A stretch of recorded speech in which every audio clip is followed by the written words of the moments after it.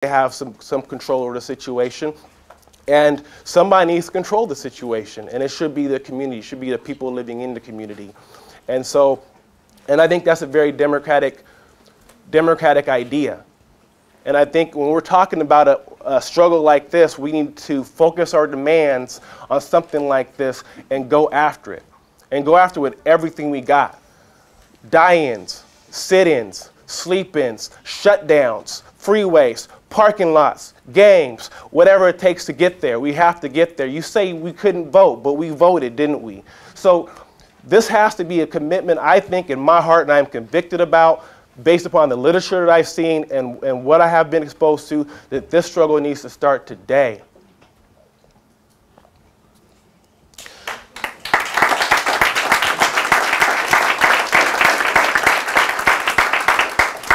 And again, I'm for African liberation, I'm a socialist, but as Malcolm said, you know, I'm willing to hold hands and bond with anybody who's interested in putting forth a struggle against this brutal, savage system, okay? Anybody who's interested in that needs to be on board. We need a coalition of committed people to go after this 100%.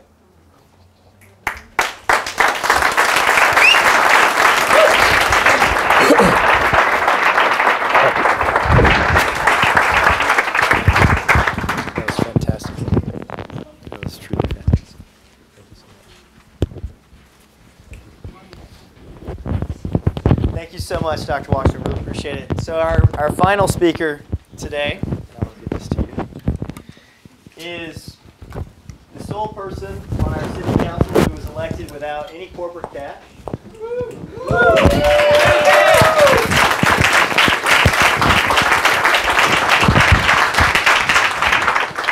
She's the sole person who's neither a Republican or Democrat in our city hall. She's an independent. The city councilors here in Seattle are paid the second highest of any city council in the nation, $120,000 a year. She takes that paycheck, but she donates 2/3 of it to building social justice movements.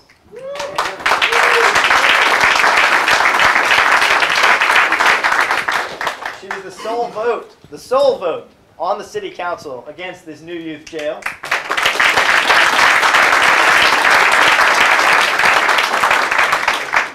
And she recently, because of the record of police brutality and racism in this city, the Department of Justice had to step in and mandate a number of reforms to the police department.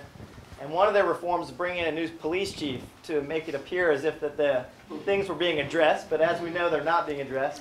She was the sole vote, also, the sole vote against the new police chief, Kathleen O'Toole. So please.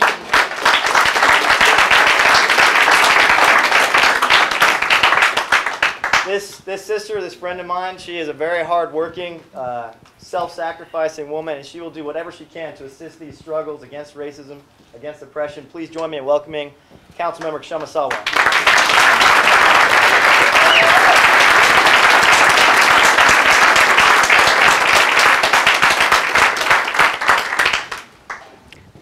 Thank you, sisters, brothers, comrades, for being here. Often the host is generous about other people, but they don't get to talk about themselves. So I just thought I'll take a few seconds to talk about also how Rami Khalil himself has been a longtime activist and personally inspiring to me when I joined Socialist Alternative and became an activist 6 years ago.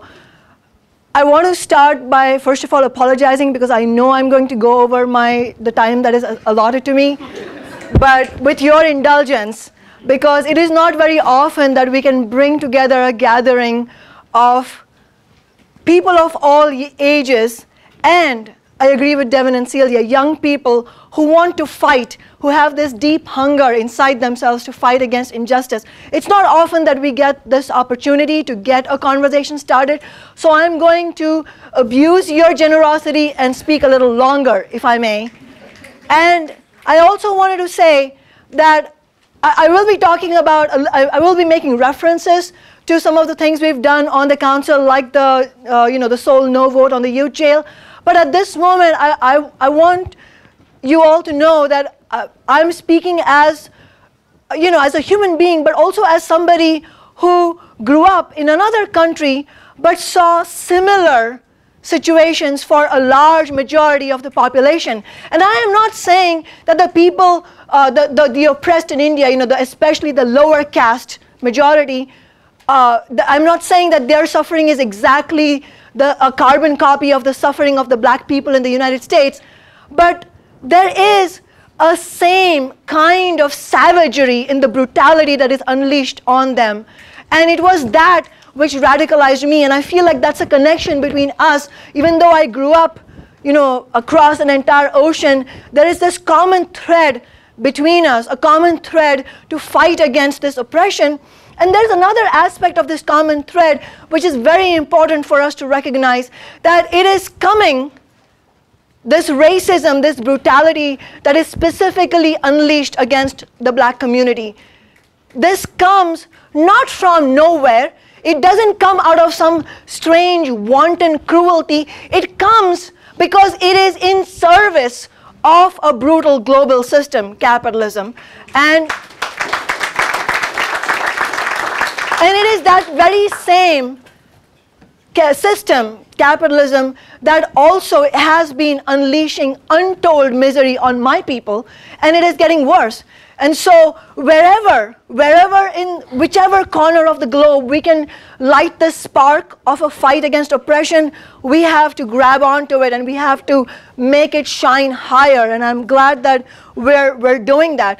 And Malaka, towards the beginning said that this is not new. Of course, he's totally right. There's nothing new about the deaths of young, innocent black people at the hands of the police. But what is new is that especially young people, but overall a whole community of black people and other social justice activists have chosen this moment to say, it not only is it enough, we've all been burning with anger, but let's not just be burning with anger, let's do something about it. And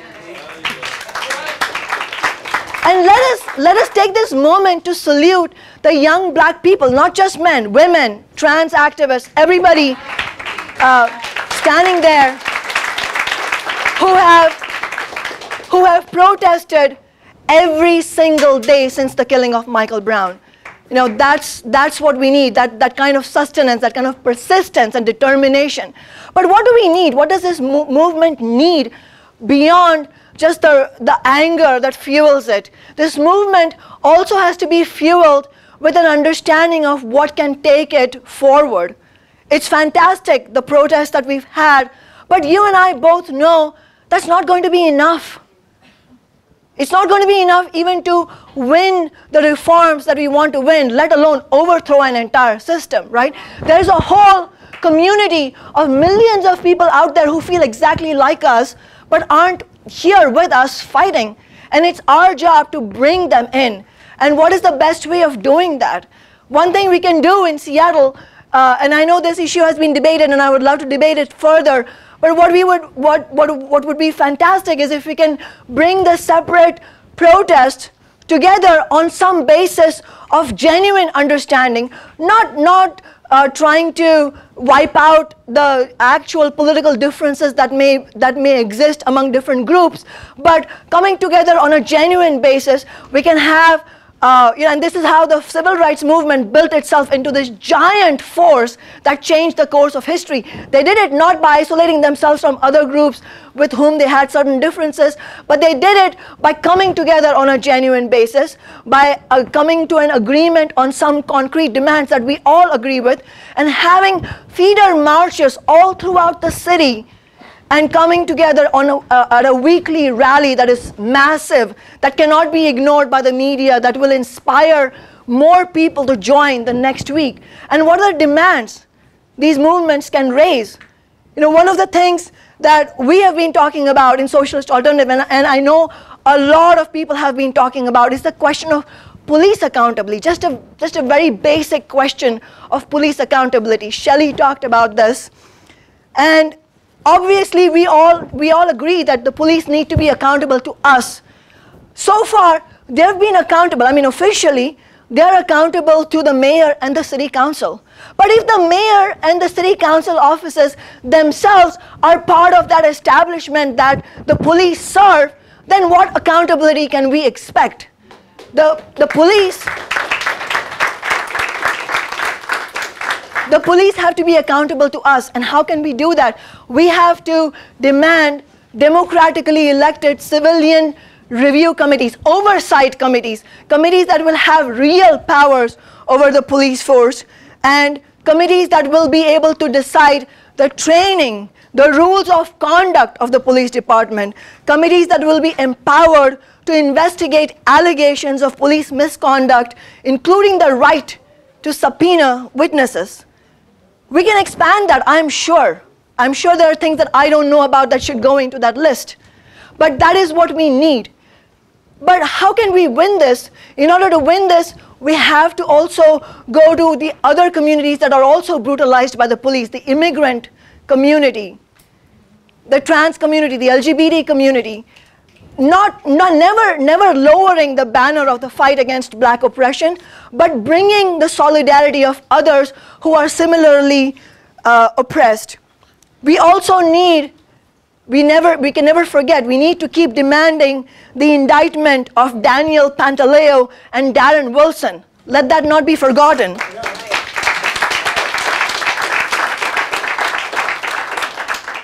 We need to demand an end to the system of closed grand juries. We need full independent investigations in all cases of police killings. And we need to demand an end to the militarization of the police. You know, Julia talked about how large the police budget is. And by the way, Julia was one of the wonderful people who worked with us on the idea of a people's budget, which has been happening for the first time in this city. And even, I can tell you, ordinary citizens, of course, don't have any say on how the police department functions. But even when you have a council office, the police department doesn't answer to you. We don't know, despite all the inquiries we made, we don't know what they spend the hundreds of millions of dollars on. We do know that they spent $500,000 on police on the Ferguson protests. We do know that even though the SPD chief vowed not to use riot police against protest marches, the riot police were there. We do know that. We need to be thinking about these concrete issues because the young people who are going to be attracted to a real fight back are going to ask us this question: what are we actually doing? Yes, I want to be there with you, but I want to win something. I want to actually make a change. And so we have to formulate these concrete demands. And we also need to be clear. We're fighting against black oppression. As a socialist, I am also fighting for the entire working class, but we have to reject this idea that we cannot, it's not just black people who are oppressed, everybody's oppressed. You've seen this whole all lives matter thing coming on.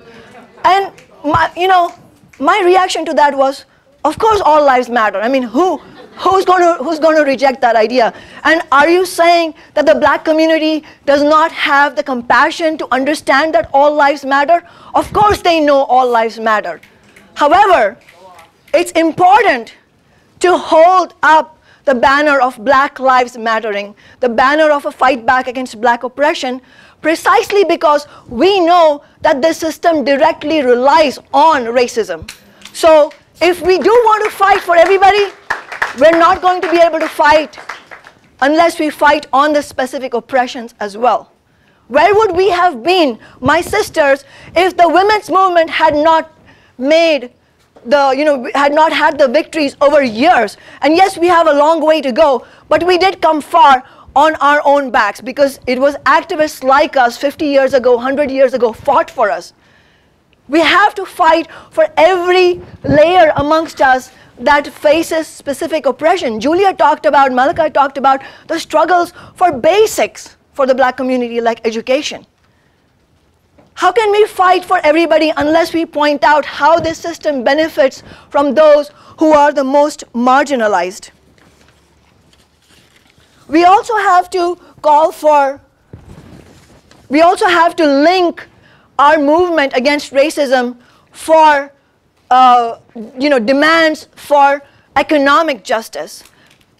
Last year we had the MLK Day March, which is a wonderful thing, but one of the prominent messages of the MLK Day was the $15 an hour minimum wage. And we need to make sure that our people, the most oppressed people, are not left out of not only of the material gains that can be made by winning such demands, but not depriving them of being in the leadership of those movements. They have to be at the forefront. Who better than them to talk about their own oppression and knowing how to fight against it? And on that, I'm reminded, just this Monday, we heard that we won a phenomenal victory. How many of you know about the Seattle Housing Authority Stepping Forward program? Do you all know? For those of you who don't know, it was a program that was supposed to, had it gone into effect, would have increased the rents of low-income tenants by 400% over the next 5 years. This was, my sisters and brothers, a ticket to homelessness. And when Andrew Lofton, the head of the Seattle Housing Authority, an organization, by the way, which is mandated with providing low-income housing, came up with this proposal, he came there as if it was all done with, it was just a formality that they were holding these hearings. They did not reckon with the anger of the tenants who not only were angry, but wanted to do something about it. And it was the East African community that played a leading role in fighting on this.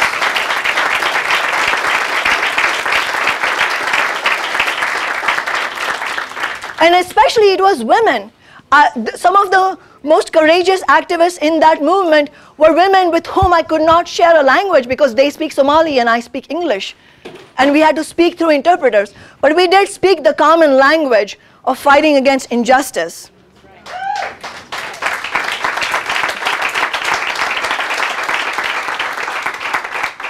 And our fledgling movement in Seattle needs to link up with other similar movements happening all around the nation and call for a new nationwide Black freedom movement. And we need to coordinate national protests against racism, against police violence, against economic inequality. And the message of this movement has to be, this whole system is guilty. We cannot breathe in a system of economic, political, and social terrorism. And the only medicine that can cure our ills is a system change.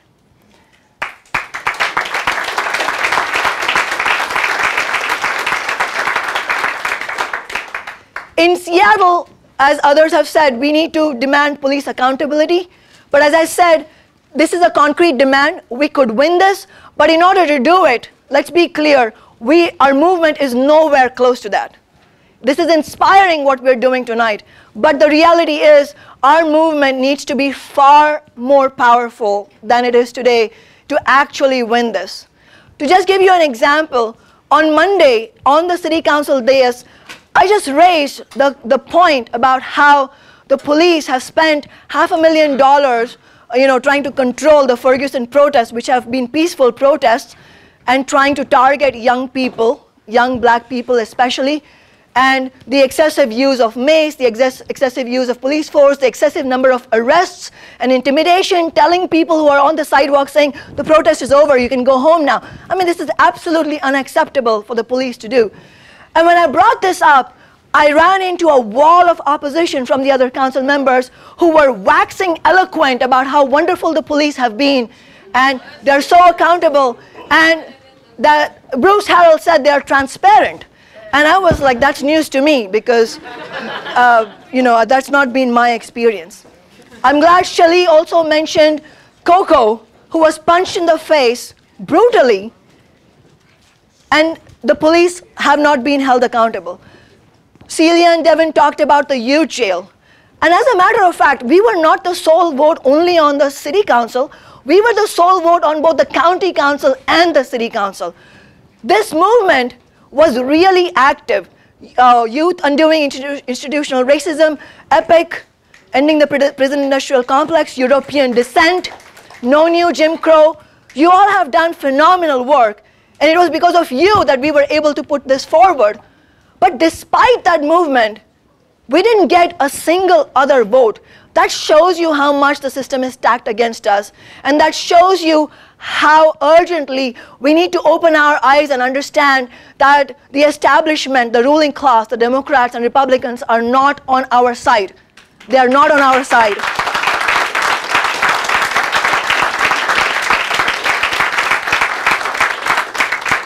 They're spending hundreds of millions of dollars on this new youth jail, and they tell us they're doing that because the conditions in the current youth jail are bad. Of course, we must demand humane conditions in any detention center, but there is no explanation for why there's hundreds of millions spent on that and maybe a few million, chump change, spent on youth jobs. Why aren't they spending all of that money on youth jobs?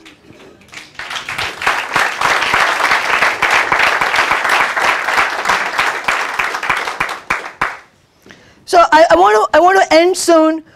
One of the points I do want to make is in terms of moving forward, I think Will made an important point that we need to have a stronger coalition that comes together on the basis of concrete demands, has weekly protests and rallies where all speakers from all organizations are allowed to speak. There's no censorship. But on the basis that we're all fighting for the same thing, which is a fight back against black oppression and a series of concrete demands that we can fight for here, right here, locally in Seattle, holding the police accountable, a democratically elected civilian committee. By the way, if you go to the city council, they'll tell you there's already a committee. There is. I mean, they're not lying to you. There is a committee. But it is a committee with no powers. We have to reject that. In the next, if anybody tells you don't accept it, just say, it's not the committee we want. This has no real powers. You know, the police are still not accountable. I mean, so glaringly unaccountable to us. But one of the things we need to be building towards is the next MLK Day. It's only 5 weeks away. It's a lot of work to do if our goal is to have a massive and inspiring and unforgettable rally. That takes a lot of work. And so let's get down to it. I mean, let's take some time off for holidays. But I do need a holiday. But let's come back invigorated to build for that. And what is the ideological basis of what we're doing as well? We're all determined to fight to end black oppression. We're all determined to raise concrete demands like, putting a stop to the youth jail, like ending stepping forward, and we've won a partial victory on that. We have all of that, but there's a common thread that runs underneath all of this oppression. And that's the system that benefits from these oppressions. And I wanted to mention how towards the end of their lives, towering figures like Dr. Martin Luther King Jr. and Malcolm X were drawing the same conclusions that many of us have drawn, which is, as Malcolm X said, you can't have capitalism without racism. The only way the system exists is on the basis of oppression. And what better way to oppress a majority of people by separating them out into slots and having more and less oppression. And I also wanted to share a quote which I'm sure many of you already have read. This is from Dr. Martin Luther King. In 1966, he said, "You can't talk about solving the economic problem of the Negro without talking about the billions of dollars. You can't talk about ending the slums without first saying profit must be taken out of slums. And then you're really tampering and getting on dangerous ground because you're messing with the captains of industry. And now this means that we're treading in difficult water because it really means that we're saying something is wrong with capitalism." And I wanted to end on that note, that what brought me to socialism was looking at the untold misery that is being unleashed on the people that where I grew up. But the conclusion I drew from that was not that somehow I have to locally change this and somehow end the oppression of lower caste Indians by not looking beyond that. The conclusion I drew, and I think this is the correct conclusion, is that this oppression cannot be ended unless black oppression is also ended, unless the oppression in South Africa is ended, unless the oppression of the oil workers in Nigeria is ended, unless the oppression of the people in Mexico is ended. We have a common thread running across us. And so I wanted to make an appeal to you all that as we fight to build this movement stronger, please also consider looking at socialism, joining socialist alternative, and examining if it fits what you want to do with your life. It just might. Thank you.